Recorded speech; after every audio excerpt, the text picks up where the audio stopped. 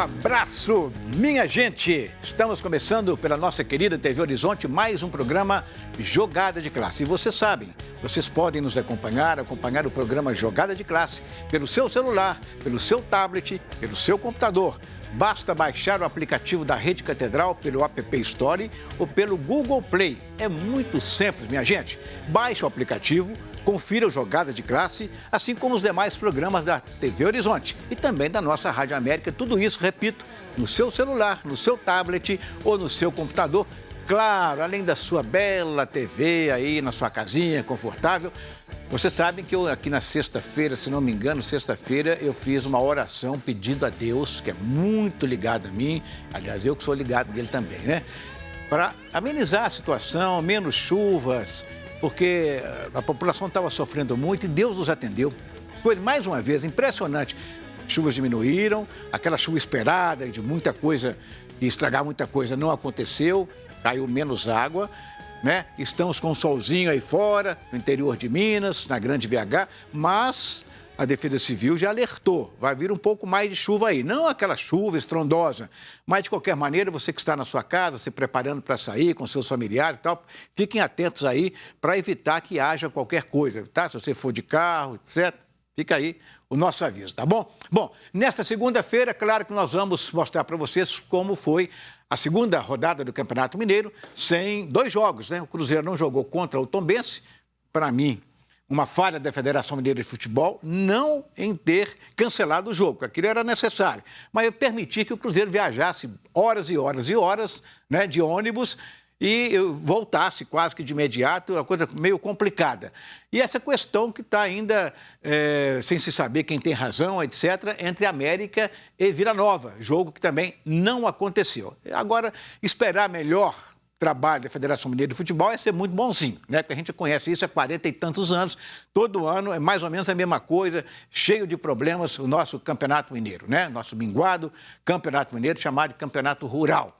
Muito bem, então tivemos a vitória do Atlético por goleada, que diga-se de passagem, a gente não pode analisar, 2 jogos, ganhou os 2, 6 gols, é o bam, bam, bam. Não, calma, o adversário muito fraco, muito ruim. Mas, claro, também que o Atlético mostrou alguma coisa de interessante. Cruzeiro a gente não pode analisar porque ele não jogou, Vila Nova não jogou esse segundo jogo, o América ida em ida, e o América, hein, perdeu o técnico. Aí isso é preocupante, porque o técnico é bom de serviço, pelo menos mostrou isso no ano passado. A gente esperava muito dele e do próprio time do América nessa temporada. Mas agora o América está sem técnico. Quem é que virá para assumir esse time do América? Não vai ser fácil, embora tenhamos aqui no mercado alguns técnicos de qualidade disponíveis, não é verdade? E o Cruzeiro, só problema. Mas hoje apresentou 2 jogadores. Um deles não marca gol há 2 anos. Mas quem sabe ele guardou esses gols todos para essa temporada. Tudo isso pode acontecer. Já falei muito, porque os nossos companheiros estão aqui. E hoje, em especial, eu chamaram de... Pode chamar seu pai de jornalista completo? Não, aí eu estou puxando saco demais. É um quase que completo, né? Porque completo é só Deus. Nosso Luciano Correia, meu querido amigo, colega, companheiro da Rede Minas, onde fizemos lá o meio de campo, ele apresentou, ele comentou, ele dirigiu, ele faz isso no jornalismo, por isso quase completo. Luciano Correia, é um prazer enorme te receber aqui, meu caro. Prazer é todo meu, Orlando. Bondade sua, muito bondade. Você merece, você merece. Seja bem-vindo, viu? Muito obrigado. Nossa Ruth Martins está aí também. E o nosso Caio Caldeira, todos já posicionados para a gente bater aquele papo, começando naturalmente pela abertura. Eu vou começar com você, Luciano, do Campeonato Mineiro, já 2 rodadas. 10 jogos, 20 gols, 2 em média, mas por causa da goleada do Atlético, né? Já dá para a gente começar a encher a bola, ou também dá para criticar muito? Qual é o seu posicionamento a respeito disso? Orlando, eu acho que a questão do Campeonato Mineiro acende um alerta no sentido de pensar como é que a estrutura é essa questão dos times do interior. A gente vê mais uma vez o campeonato começou, não dá para falar muito sobre principalmente os grandes, porque eles estavam de pré-temporada, primeiros jogos, a gente tem que ir com muita moderação, equipes sendo formadas, mas as equipes do interior que estavam já se preparando há mais tempo, que deveriam já estar prontas, vamos dizer assim, não estão e acabam apresentando um futebol no nível abaixo daquilo que era esperado, agora com uma surpresa, porque a Caldense, que estava apanhando feio, né? Vamos dizer, até nos amistosos, a gente chegou a ver até protesto da torcida da Caldense antes do início do campeonato, acabou fazendo alguns resultados positivos. Ganhou ontem, né? A Caldense ganhou ontem. Foi vitória, foi, né? Ganhou de Patrocinense? Acho que foi. Exatamente. Foi isso. Exatamente. Foi o RT que ganhou do Patrocinense. Isso. Depois nós vamos dar uma conferida aqui nos resultados. E aí, Ruth? Campeonato, como você disse, não dá para ter assim, essa visão de, nossa, tá tudo bem para os times grandes, né? Para o Atlético, por exemplo, e o Cruzeiro, que venceram. No caso do Atlético, venceu as duas. E também não dá para se avaliar muito o trabalho dos técnicos aqui. Agora, concordo demais com o Luciano, né? Os times do interior, eles já vêm trabalhando aí no mínimo desde o início de dezembro. Então, era para apresentar um pouquinho mais, né? Era para ter um pouquinho mais de resistência. E aí, você vê que não teve ainda, né? Não apresentaram ainda, de certa forma. Vamos ver. Vamos aguardar. Vamos aguardar. Né? Caio Caldeira, segunda rodada. Boa tarde, Orlando. Boa tarde a todos. Realmente é uma dificuldade muito grande de time de interior, né? A receita, a dificuldade financeira é muito grande com relação aos times da capital, exceto, por exemplo, o Coimbra, que é daqui de Contagem, mas tem uma estrutura administrativa diferente, é um clube-empresa com outro propósito de organização. Apesar desse tempo todo, a gente sabe como é que é complicado, né? São clubes que a maioria deles não tem nem calendário para o ano inteiro, é um calendário só do Campeonato Mineiro, depois a maioria desses atletas vão ficar desempregados o resto do ano. Então, eu acho que é um problema muito mais crônico do que uma própria desorganização dos clubes. Claro, alguns clubes a gente vê uma desorganização, o caso do Tupinambás. Como é que você fica 2 meses de pré-temporada e na primeira rodada já demite um treinador? Não é fácil. Então, assim, há casos e casos a serem analisados, mas de fato eu acho que a discussão é um problema, uma mazela do futebol brasileiro muito maior do que se imagina. Muito bem, então põe na tela para mim aqui, vamos ver a goleada do Atlético ontem no Independência para 13 mil torcedores aproximadamente, né?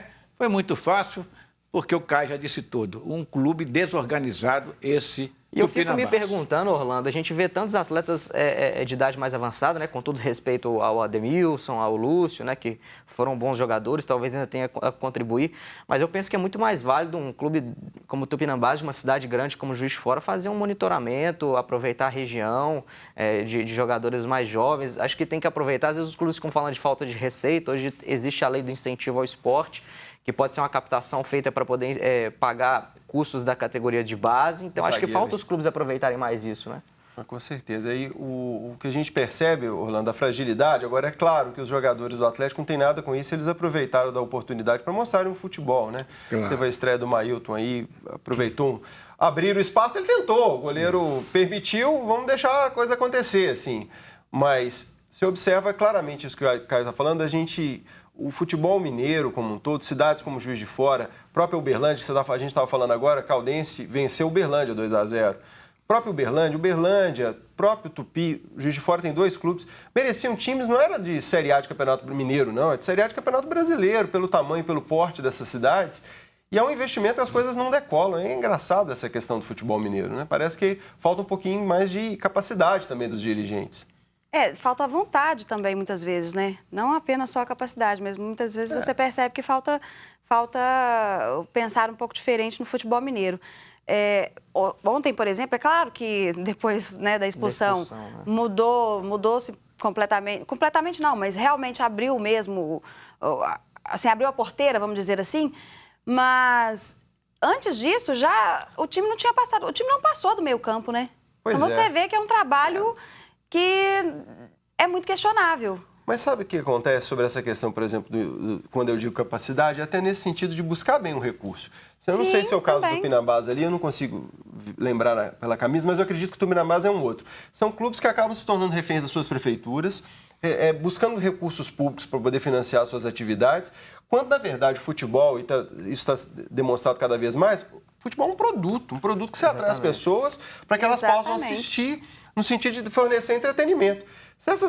Quando eu digo capacidade, no Não é sentido caridade, né? Exatamente, é de atrair ali os empresários da região, empresas, para que possam apoiar o clube e aí profissionalismo no sentido de implementar uma atividade. Agora, emitir na primeira rodada...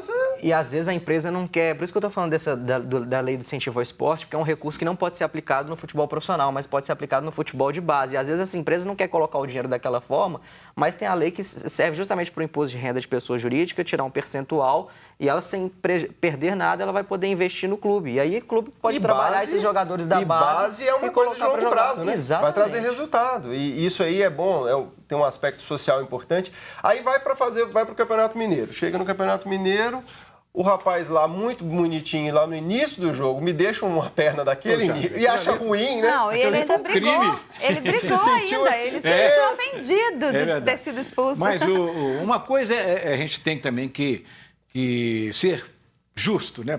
Honesto não é uma palavra correta, ser justo. É que o Rafael Dudamel, a gente já começa a sentir mais ou menos o dedo dele, na escolha de jogadores, na maneira de jogar. Claro que os jogadores ainda vão se adaptar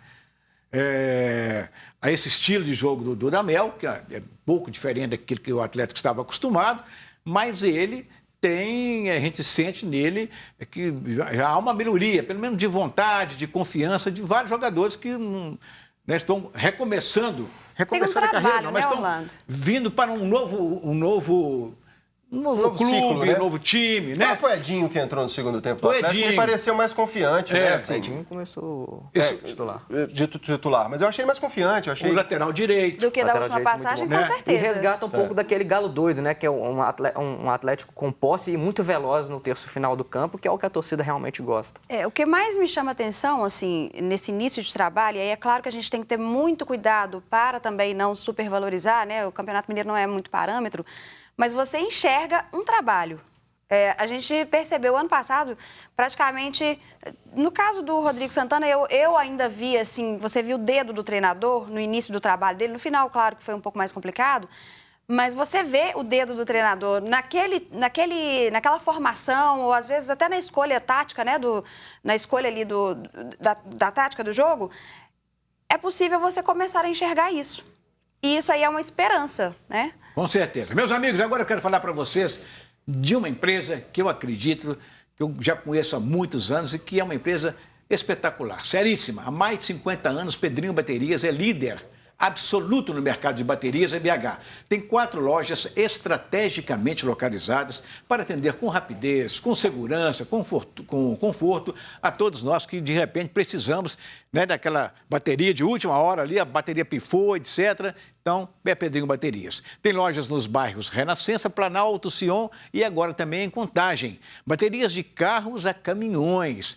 As melhores marcas, os melhores preços. Pedrinho Baterias não dorme no ponto. O plantão vai até às 2 da manhã. Pedrinho Baterias, a energia do seu carro. Escolha a loja mais perto de você para facilitar a sua vida, tá bom?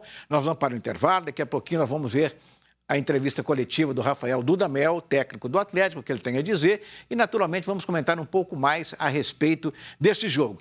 E demais jogos, vamos mostrar para vocês, classificação, as coisas que estão acontecendo no Cruzeiro. Teve reunião hoje cedo com o jogador Fred e 2 jogadores foram apresentados. Tudo isso será mostrado para vocês aqui no nosso Jogada de Classe. Até mais, até já!